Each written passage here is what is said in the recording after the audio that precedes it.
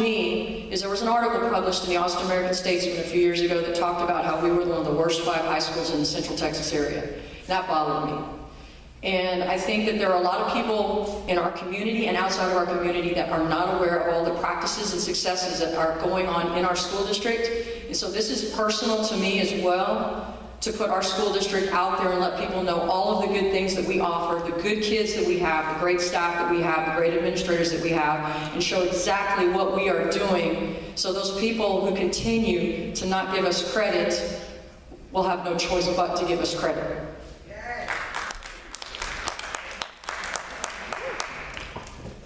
When I started teaching here, I had heard some negative things about the school.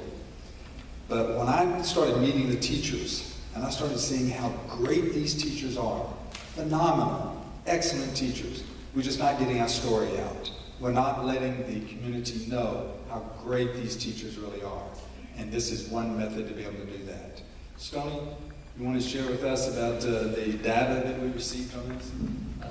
One of the things that I'm really excited about is that the first year I did the grant, I had started filming lessons. I had to take keep some data, and this is one of the things that's in your packet. It's on I think the next to last page, but you can see like the 9 weeks prior to when I did the flipped instruction with the video.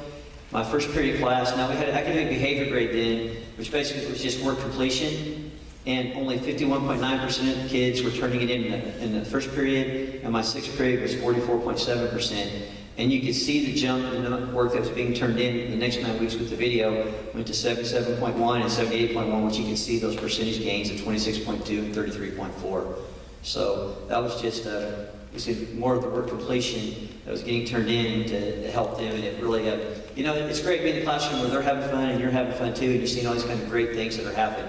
And kind of what we're asking for is basically 10 iPads, so we can have several in each department so the teachers can do some of this too, videotape, edit. iPads will do more. Coach Stokes using hers a lot on the phone. I mean, the camera right here. We're asking for some new stuff and some equipment that will help update. Like, no one ran the camera here, so I hope I picked this up, and like you're moving around. Like, that's one of the stuff we're asking for, like swivels, so that when we're doing these things, the camera can do and follow us, and that's kind of what the last page is the stuff that we're asking for. And I'm just going to kind of throw this out there, like, that's just like for this campus here, but I tell you what, I'm excited about where this can go, and, you know, throw a few more of those in there, and every campus can have some stuff. You got some people willing to do some of this. Okay, we'd like to open it up for questions.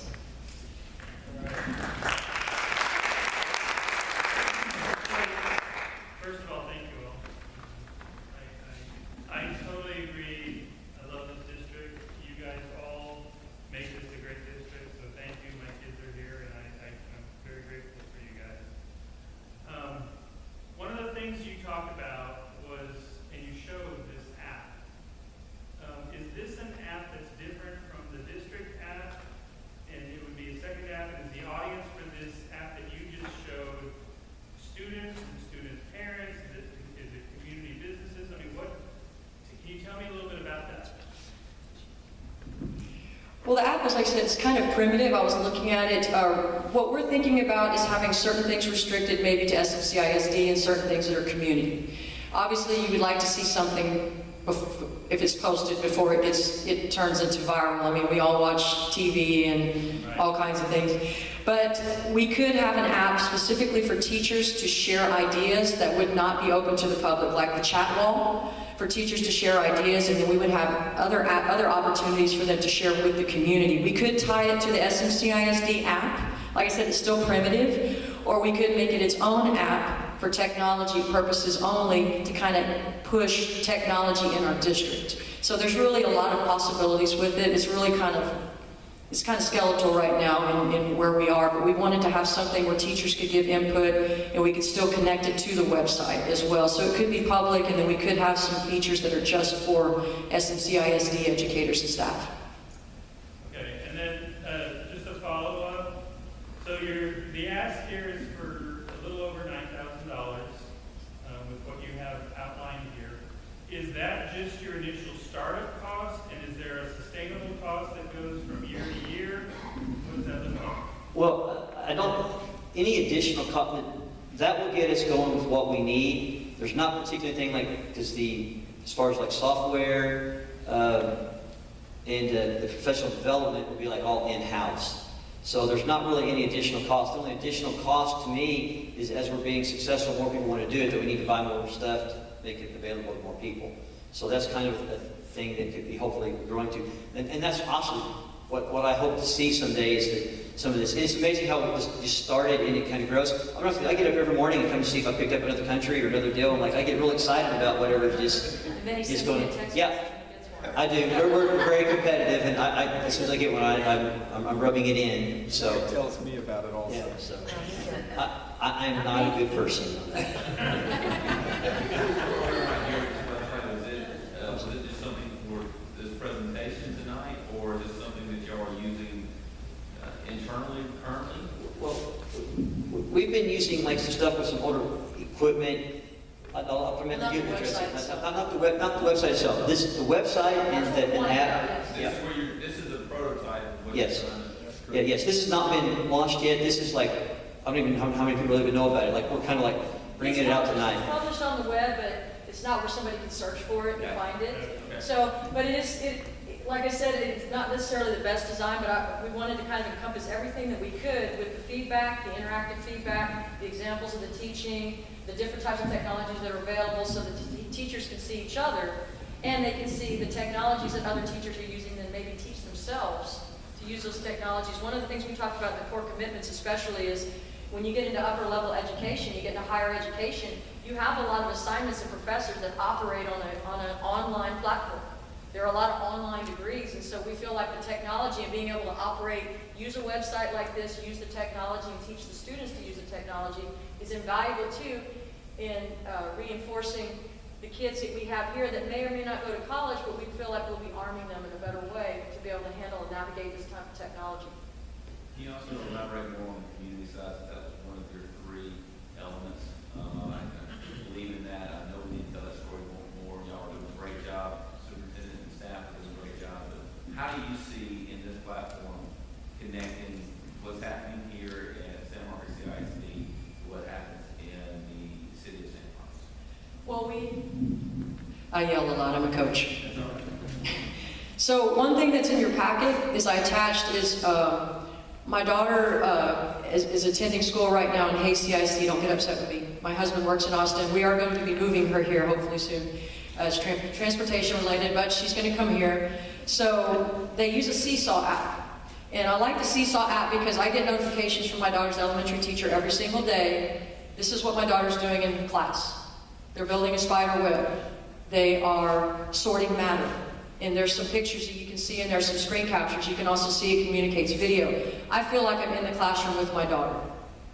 When you ask a 6-year-old when they come home, what did you do in class today? Who knows what kind of answer you're going to get. So when you're using an interactive technology, the parents are actually going to be, we want the parents to actually be able to see some of the samples of the teacher work. That's our goal. We want the parents to feel like they have some ownership over their students' learning, so it's not, I only know how my student's doing in Mr. Joyner's class because of his grade book. I want to see, what is it Mr. Joyner's doing in class? How's he teaching? What are they covering? Other things than just text, the video actually allows the parents to feel like they're in the classroom with the teacher. And we want them to actually get that experience so they can see what their son or daughter is experiencing every day and see what kind of teaching styles that we're employing. And then that way they have a better feel of what's going on and what their child is doing every single day. So are you getting a text message, or is this something that's sent to your phone on a daily basis or weekly basis from your daughters? Yes, there's an app. My daughter has a Seesaw app. It's called Seesaw. And you get a message saying that Miss So-and-so's posted in Seesaw. And then my son is at a daycare here in San Marcos, and it's called My Kids Day. It's a little bit more primitive, but I can look on there and see who he threw rocks at today. I love it how they say he threw rocks at his friends. They're probably not his friends if he threw rocks at them. But they tell me how my son is doing. You know, how did he eat all of his lunch, what they had for lunch, how was he at nap time, what they were learning in the morning. Right now he's in masterminds because he's 4 years old. They're learning how to read, so they're talking about the alphabet. So I feel like I know what's going on with my 4- and 6-year-old just by being in those two applications and seeing pictures and videos of what they're doing. And we kind of want to get the same concept across for our parents at all ages throughout the district. Do you feel like you would, this group would be able to, if this was implemented, to go out and help educate other teachers how to utilize the technology? Sure. This is something we're very passionate about. We even talked about, whether or not we got picked tonight, we were still going to keep pushing and pushing and pushing this because we feel like this is something that's necessary to, like I said, even vertical alignment through the district and the community and parents, everything. It's just, it kind of encompasses everything. It's global. I teach the credit recovery kids, and the thing that I'm excited about this program is that my kids are the at-risk kids, and generally those are the less involved parents. But the thing that's really nice about this program, because my kids text me at home and say, could you check my quiz, could you do this for me? And the thing that my kids are excited about is they may not have paid attention in these classes the first time, but now they can go online and see these lessons, and their parents see the lessons, because now my kids realize that these subjects are important to them. And so they're watching them, and their parents are watching them. And the thing for me is that the kids are excited about the learning now, and while their parents may not have been engaged in the high school at the time, now they're getting engaged. And so I'm not from San Marcos, I'm from Ohio, and I've only been here 4 years, but I too got the same kind of messages when people found out I was teaching here. Oh my God, you don't want to teach there? But this is something that is changing the way people begin to think about our school. My students are beginning to change the way they think about their high school. Today someone said to me, oh my God, geometry. Okay, I can do this. And so as they get pushed towards graduation and they begin to see their teachers online doing things, okay, I'm gonna get choked up, things that they can do, then they begin to see all the possibilities. I mean, it's great that it's going worldwide, but my kids are right here. And they may never leave San Marcos, but they're going to graduate. And they're going to graduate with the credits that in August, they thought they weren't going to get. And they're going to understand the classes that they thought they were never going to get. And that to me, because I see right here, is the thing that's so exciting. Because Chewy now understands algebra. And when he came to me in August, he said, I'm never going to graduate. My dad said, no one in our family is going to graduate. And Chewy, I want you to graduate. But I can't because I have too many credits I need. And I said, of course you can. And he's earned 3 of them back already. This kind of thing does that. I can't teach him algebra, but these people can. I can't teach him physics or history, but these people can. This technology is wonderful. And as they learn it, their parents see it. And their parents learn algebra and history. And they learn that San Marcos High School really cares about their kids. And I think that that's what's really incredible about it. So just to, actually, no. The question just left me. Go ahead. So I'm glad I'm here tonight. First off, to all the campuses. I'm fairly new to San Marcos, so I feel like I got to know the district a little more tonight. I got here in May. I'm Andrew, for those that don't know me. But I want to help with, I know this is kind of not asking the question, but I want to help with the communication.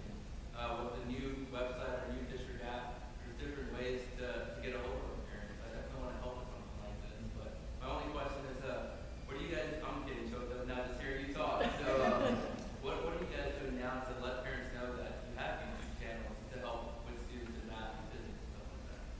No, it's a baby step for me. Mine is through communication with the parents, one-on-one at this point. And then the students telling their parents about it. So I'm just beginning in this.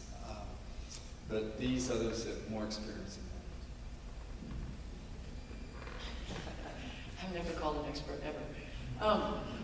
What I do is at the beginning of the year, it takes me about a couple of weeks after schedule changes settle, is I take the time to make a group email for every class period I have. And I include every parent on that group email. And so what I do, like the third week, I'll send out a group email. if you're getting this email, your child's in my first period, here's a link to my YouTube account, here's some of the technology resources, here's Google Classroom, which is something else I use. And so the parents just have access to that and they know about the YouTube. Because I know if you tell them, go tell your parents, it's like sending paperwork home, it's not coming back. So I make sure that I send parents communications about the YouTube videos. Also on my Google Classroom, when I post my assignments, I'll post a link to my lessons that accompany those assignments on the Google Classroom so that the students can click on those and go straight to YouTube and get to that pertinent lesson for that particular topic. I call a lot. A lot. We do call too, yes. So to help with the issue you're facing with communicating with our parents, with our new website, I'm working with our technology department to where we're setting up those groups for you. So you don't have to go in there and create those group emails. We're working on a process where we're creating those groups for you from bottom all the way to the high school. We're working on those This is groups. great. So you don't have to go on. Yeah. So we're actually working on that problem already, but I'm very appreciative. Thank you guys.